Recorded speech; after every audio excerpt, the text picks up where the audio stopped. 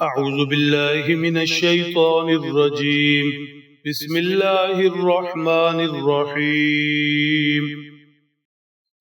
کفار و مشرکین کے حالات ذکر ہو رہے ہیں۔ کفار کی طرف سے مانگے جانے والے فرمائشی معجزات کے مطالبہ پر جوابات بتائے جا رہے ہیں۔ عذاب الہی کا تذکرہ بھی ہو رہا۔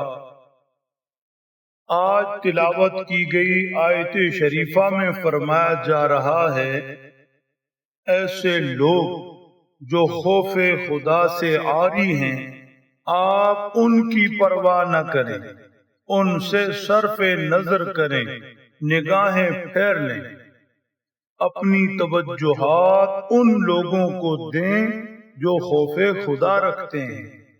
وَأَنذِرْ بِهِ الَّذِينَ يَخَافُونَ أَن يُحْشَرُوا إِلَىٰ رَبِّهِمْ، ان لوگوں کو ڈرائیں، ان لوگوں کو تنبیہ کریں، قرآن سنائیں جو ڈرتے ہیں کہ اپنے رب کے حضور جمع ہوں گے۔ لَيْسَ لَهُم مِّن دُونِهِ وَلِيٌّ وَلَا شَفِيعٌ، ان کے لیے اللہ کے علاوہ کوئی سرپرست سفارشی نہیں ہوگا۔ لَعَلَّهُمْ يَتَّقُونَ، شاید یہ پرہیزگار بن جائیں۔ قرآن پاک کے ذریعے ان لوگوں کے دلوں پر محنت کریں، ان کا خوف و خشیت بڑھائیں۔ جو رب کے سامنے پیش ہونے سے ڈرتے، وہ سمجھتے ہیں کہ اللہ کی پکڑ میں آ گئے تو کوئی حامی و مددگار سفارشی کام نہ آئے گا۔ ان پر محنت سے قوی امید ہے کہ یہ تقوی کی دولت سے مالا مال ہو جائیں گے۔ باقی رہے یہ لوگ جنہیں اللہ کا ڈر ہی نہیں، اور انہوں نے یہ ذہن بنا رکھا، ہؤلاء شفعاؤنا عند اللہ، یہ بت ہمارے سفارشی ہوں گے رب کے پاس۔ ان لوگوں کو آپ نظر انداز کریں، انہیں آپ کے ڈرانے سے، تنبیہ کرنے سے، خوف خدا دلانے سے کوئی فائدہ نہیں۔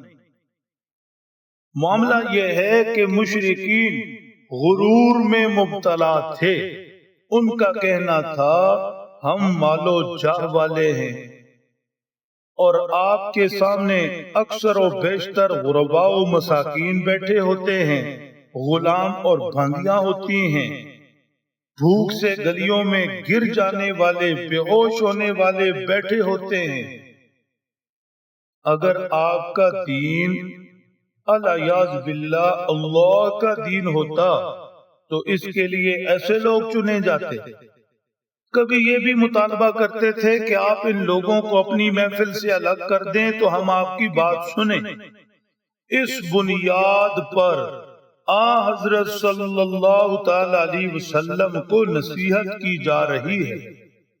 وَلَا تَطْرُدِ الَّذِينَ يَدْعُونَ رَبَّهُمْ بِالْغَدَاةِ وَالْعَشِيِّ، آپ دور نہ کریں ان لوگوں کو جو اپنے رب کو پکارتے صبح و شام، یریدون وجہا، وہ اللہ کی ذات کے طالب۔ ما علیک من حسابہم من شیء وما من حسابک علیہم من شیء۔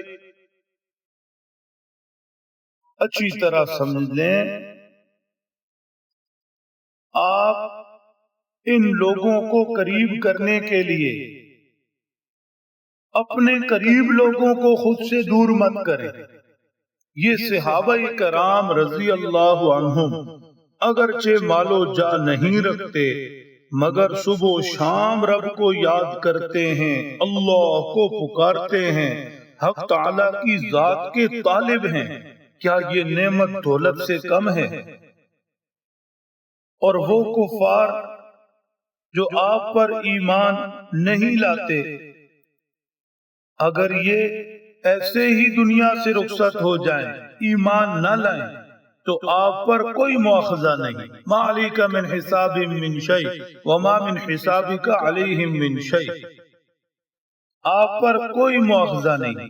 آپ نے دعوت دے دی، حق پہنچا دیا، اپنا فریضہ پورا کر دیا۔ اب ان کی قسمت ایمان لائیں تو فبہا، ان کا نصیب ایمان سے محروم رہیں تو ان کی بدقسمتی۔ آپ ان کی فکر میں انہیں قریب کرنے کی خواہش کوشش میں ایمان والوں کو خود سے دور نہ کرے۔ فَتَطْرُدَهُمْ فَتَكُونَ مِنَ الظَّالِمِينَ، اگر آپ نے انہیں قریب کرنے کی خواہش کوشش میں ان ایمان والوں صحابہ کو خود سے دور کر دیا تو یہ مناسب نہیں ہوگا، یہ حق و انصاف کے موافق نہیں ہوگا۔ یہ آیت شریفہ حضرات صحابہ کرام کی دلجوئی کے لیے بھی اتری۔ اللہ کی نظروں میں ان کی کتنی قیمت اور اہمیت ہے۔ حضرت صلی اللہ تعالی علیہ وسلم کو بھی توجہ دلائی کہ ان صحابہ پر مزید محنت فرمائیں، اور یہ آیت شریفہ کفار کے غرور پر کاری ضرب لگانے کے لیے بھی نازل ہوئی۔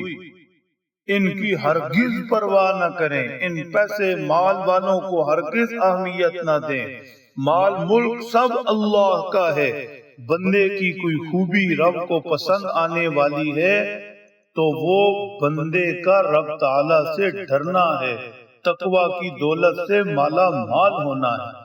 ان اکرمکم عند اللہ اتقاکم، جیسے ارشاد فرمایا اللہ کے نزدیک عزت والے وہ ہیں، زیادہ عزت والے وہ ہیں جو اللہ سے زیادہ ڈرنے والے ہیں۔ اللہ سمجھ لیں، عمل کی توفیق بخشے۔